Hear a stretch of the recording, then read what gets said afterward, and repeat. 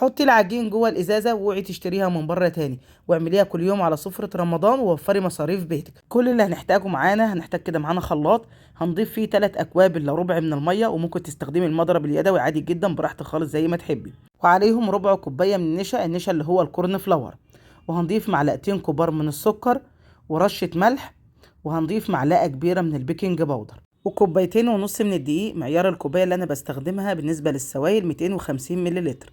طبعا مش شرط خالص الكوبايه اللي انا استخدمتها، تقدري تستخدمي اي كوبايه متوفره عندك، المهم الكوبايه اللي احنا هنستخدمها اللي نعاير بيها السوائل هي اللي نعاير بيها الدقيق، بس ده شرط اساسي. بعد كده نبدا نضربهم بقى في الخلاط بحيث القوام ده ينعم معانا تماما، ما يبقاش فيه اي دقيق خالص. طبعا الموضوع ده بياخد معاكي دقيقتين 3 مش اكتر من كده. طبعا انا بحب اعديه على مصفى، لو هتعمليهم بمضرب يدوي برضو اعديه على مصفى، سواء خلاط او مضرب يدوي بحب اعديه على مصفى منعا طبعا لوجود اي تكتلات من الدقيق. تمام. بعد كده بسيب الخليط ده يرتاح بس لمده نص ساعه. بعد كده نبدا نجهز بقى الازازه بتاعتنا، اي ازازه متوفره عندك.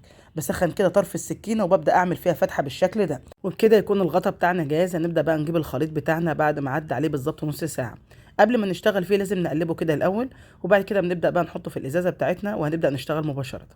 دلوقتي معايا طاسه على النار بحطها تسخن على درجه حراره متوسطه، يعني خليها تسخن الاول وبعد كده بخليها على درجه حراره متوسطه، وبعد كده نبدا بقى نشكل القطايف بتاعتنا. شايفين الجمال؟ الله اكبر. تعرفي القطايف بتاعتك ناجحه ازاي؟ لما تكون فيها الفتحات دي وتكون واخده الاطار الابيض اللي انت شايفاه ده. ما شاء الله مفيش احلى من كده. عايزه اقول لكم المقادير دي انا معتمداها من سنين ما بغيرهاش ابدا. اللي متابعني على قناتي او على صفحتي عارفين ان انا ما بغيرش مقاديري خالص في القطايف، وما شاء الله بتطلع ناجحه من اول مره. جربوا الطريقه دي والله هتدعوا لي، واتحداكم ان انتوا تشتروها من بره تاني. عايزه اقول لكم اللي بنجيبها من بره والله اوقات بجيبها لما اكون مستعجله، تمام، بتبقى مش حلوه خالص، بتبقى مجلده، بتتقطع لما بنيجي نحشيها. لكن دي هتشوفيها دلوقتي معايا ما شاء الله حلوه قوي قوي. بحطها على فوطه زي ما انتوا شايفين كده وبغطيها بفوطه، وبتطلع معايا كميه حلوه جدا. تخيلوا من كوبايتين ونص دي هنعمل كميه كبيره ما شاء الله. كل الكميه اللي انتوا شايفينها دي من كوبايتين ونص دقيق، ده غير ان الاولاد كمان بياكلوها مني وانا بعملها. ما شاء الله مفيش احلى من كده، ناجحه مليون المية. بس اهم حاجه بعد ما تعمليها تحطيها على فوطه وتغطيها بفوطه، ده شرط اساسي عشان تطلع معاكي ناجحه. بالنسبه للشربات فانا عملته فيديو لوحده، هحط لكم الرابط بتاعه في التعليقات. اما الحشوه دي ترجع ليكي، ممكن مكسرات ممكن كريمه او قشطه، براحتك خالص زي ما تحبي. انا استخدمت النهارده المكسرات، اي مكسرات طبعا متوفره عندك. هنبدا بقى نحشي القطايف بتاعتنا، وهتشوفوا ما شاء الله القطايف بتاعتنا قد ايه هي طريه حلوه قوي قوي، استحاله تفتح منك في الزيت. ما شاء الله مفيش احلى من كده. هنحشي بقى الكميه بتاعتنا، وتقدروا تفرزوها في المرحله دي، تحطوها كده في اطباق وتطلعوها القليه على طول، يعني تطلعيها من الفريزر على القليه مباشره على الزيت وهو سخن.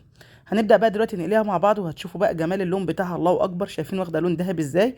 ما شاء الله حلوه قوي قوي. هنطلعها طبعا ايه، بصفيها كويس من الزيت وبطلعها على الشربات واوريكم دلوقتي شكلها. عايزه اقول لكم جميله ومقرمشه وطعمها حلو جدا جدا فوق ما تتخيلوا. اتمنى فعلا تجربوها وتقولوا رايكم في الكومنتات، يهمني جدا، واحب اعرف انت بتشاهديني من اي بلد. شايفين القرمشه ما شاء الله يا جماعه، واستحاله تطرى منك حتى لو قعدت لتاني يوم.